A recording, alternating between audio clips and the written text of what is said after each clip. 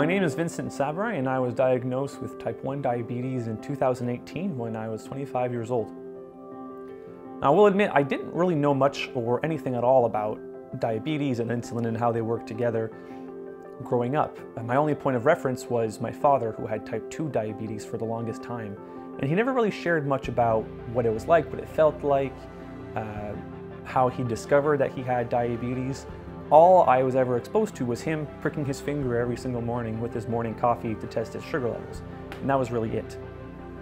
Going into 2018, I was working an office job and living a pretty sedentary lifestyle.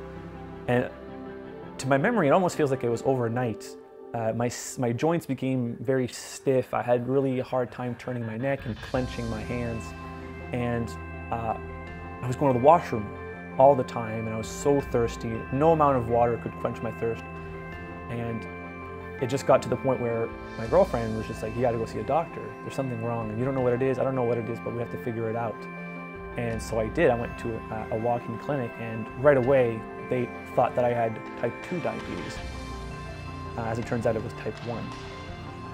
What complicated things a little bit is that shortly after I was diagnosed with diabetes, I got a job offer in France. It was a contract for a few months, and I really didn't know what to do or what to bring. I was worried that I wasn't going to be able to find insulin and test strips and needles in France, which was very silly of me because obviously people all over the world have diabetes. But that was just the way I was thinking. I couldn't think clearly. And my parents were also very worried about me being able to get supplies over there. I overdid it a little bit. I brought over too many supplies, almost like 2 years worth, even though I was only there for a few months. But I learned my lesson. Now I very much know how to gauge how much I need over a certain amount of time. But that's the reality of being someone who doesn't know much about it, gets diagnosed, and has to figure it out on their own.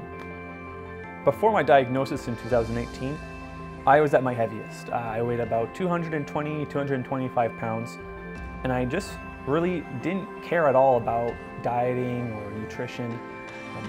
I didn't have the time, or didn't take the time, I should say, to really put some care into that.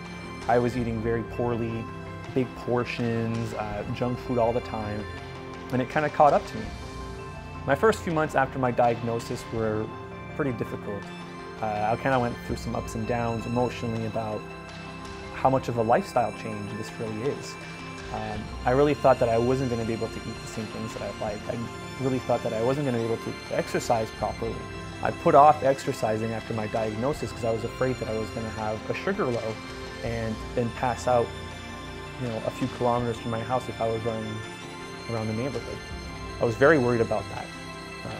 But the more I learned about how to manage my sugars with insulin, the more I became comfortable with exercising and gaining control of my life.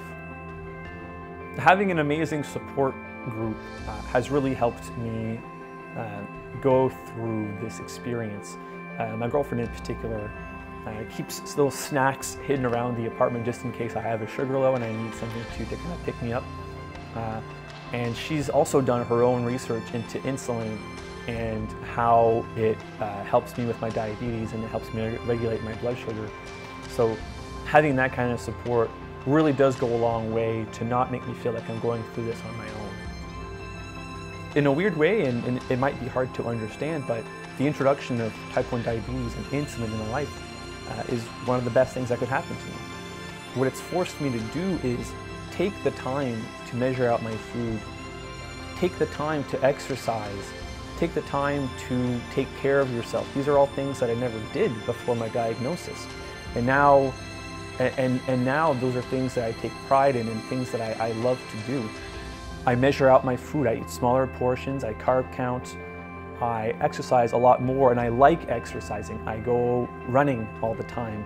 I go to the gym. I walk my dog a lot more and over longer distances. So in a way, he's kind of like my trainer. Without diabetes and without insulin, I don't think I would have ever taken the time to do all of those things, to take care of myself. And now I've found ways to enjoy doing it without feeling as though it's a burden. And I think that's the key mentality switch that you kind of need to go through, is you have to not think of it as this burden as this thing that's looming over you, I see it there as something that is forcing me to take control of my life, take control of my health and my body, and be healthier so that I can control diabetes and not let it control me. I remember the day when my endocrinologist gave me my first insulin pen and feeling mixed emotions. At first I was scared, knowing that this is something that I need to carry with me at all times and I can't leave it behind. This thing is so important.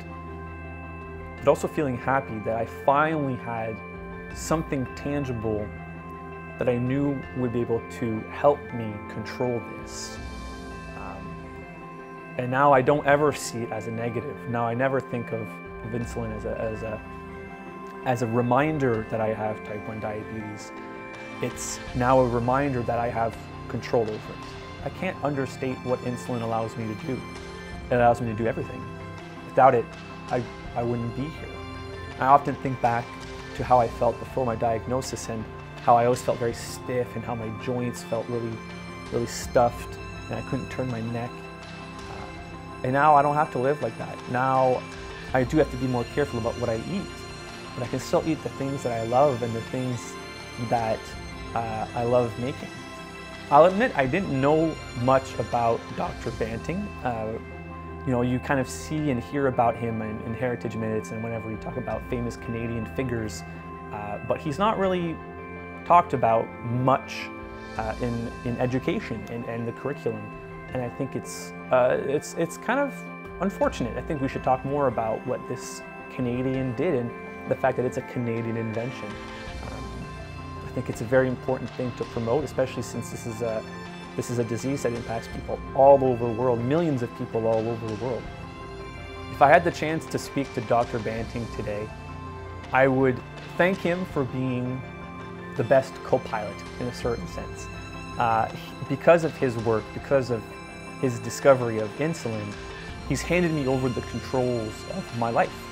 I no longer think of type 1 diabetes as this thing that controls what I do.